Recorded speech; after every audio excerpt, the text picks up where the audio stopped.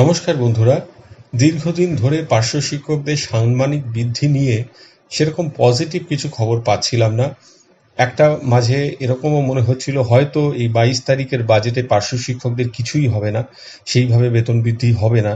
কিন্তু আজকে উত্তরবঙ্গ সংবাদপত্রে একটি খবর প্রকাশিত হয়েছে, যেখান থেকে আগামী 22 তারিখের বাজেটে পার্শ্ব শিক্ষকদের কথা ভাবা হবে, তাদের সাম্মানিক বৃদ্ধির কথা ভাবা হবে। এইটা কিন্তু মনে হচ্ছে নতুন করে একটা আশার কিন্তু সঞ্চার হচ্ছে। এই খবরে কি প্রকাশিত হয়েছে প্রথমে সেটা আপনাদের সামনে এই প্রতিবেদনে আমি রাখি। পার্শ্ব শিক্ষকদের সাম্মানিক বৃদ্ধির ইঙ্গিত শিক্ষামন্ত্রীর। বীরপাড়া 17 জুন। রাজ্যের উচ্চ বিদ্যালয় এবং প্রাথমিক বিদ্যালয়গুলোতে কয়েক হাজার পার্শ্ব শিক্ষকের সাম্মানিক বৃদ্ধি করতে চলেছে রাজ্য সরকার। বুধবার বীরপাড়ায় জনকল্যাণ কর্মসূচিতে সাংবাদিকদের এক প্রশ্নের উত্তরে ওই ইঙ্গিত দেন রাজ্যের শিক্ষামন্ত্রী দীপক বর্মন। পার্শ্ব শিক্ষকদের সাম্মানিক বৃদ্ধির দাবি দীর্ঘদিনের।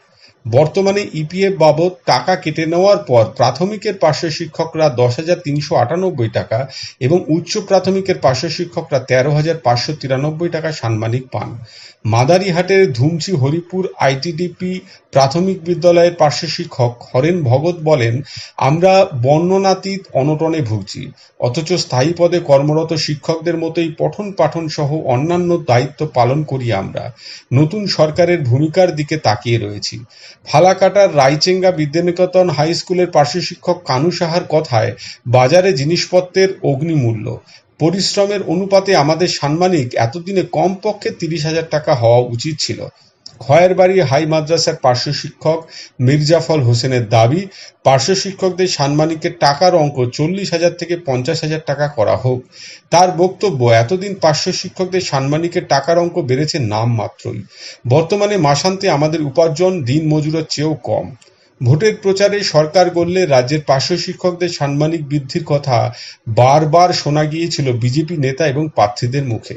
মমতা বন্দ্যোপাধ্যায়ের রাজ্য সরকার অনৈতিকভাবে পার্শ্ব শিক্ষকদের বছরের পর বছর বঞ্চিত করে রেখেছে বলে অভিযোগ করেছিলেন তারা।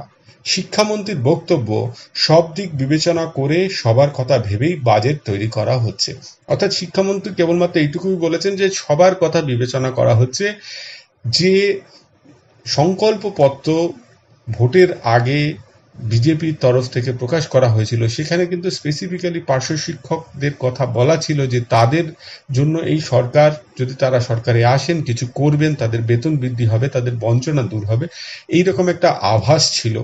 এখানে শিক্ষামন্ত্রীও সেই রকমই আভাস দিয়েছেন। এখন বেতন কতটা বৃদ্ধি হবে, অনেকেই সঙ্গত দাবি করেছেন এই প্রতিবেদনে মিনিমাম 30,000 টাকা আজকের বাজারে পার্শ্ব শিক্ষকদের বেতন হওয়া উচিত।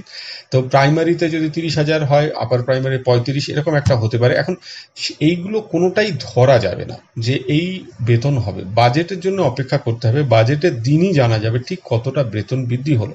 কারণ শিক্ষামন্ত্রী কিন্তু আরেকটা কথাও বলেছেন, প্রত্যাশা বেশি করা ভালো নয়, প্রত্যাশার থেকে প্রাপ্তি কম হলে হতাশা আসে।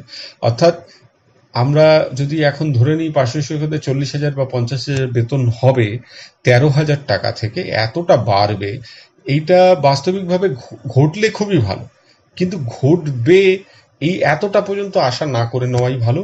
তার থেকে ভালো আর মাত্র কয়েকদিন আমরা অপেক্ষা করি বাজেটের জন্য। বাজেটে দেখি ঠিক কি হলো, তারপরে আমাদের এই নিয়ে মন্তব্য করা যে সঠিক ন্যায্য বেড়েছে না এখনো বঞ্চনা থেকে যাচ্ছে, এবং সে অনুযায়ী পরবর্তী দাবিগুলো সামনে রাখা যাবে। আজকে এই পর্যন্ত। সকলে ভালো থাকবেন, সুস্থ থাকবেন। ধন্যবাদ।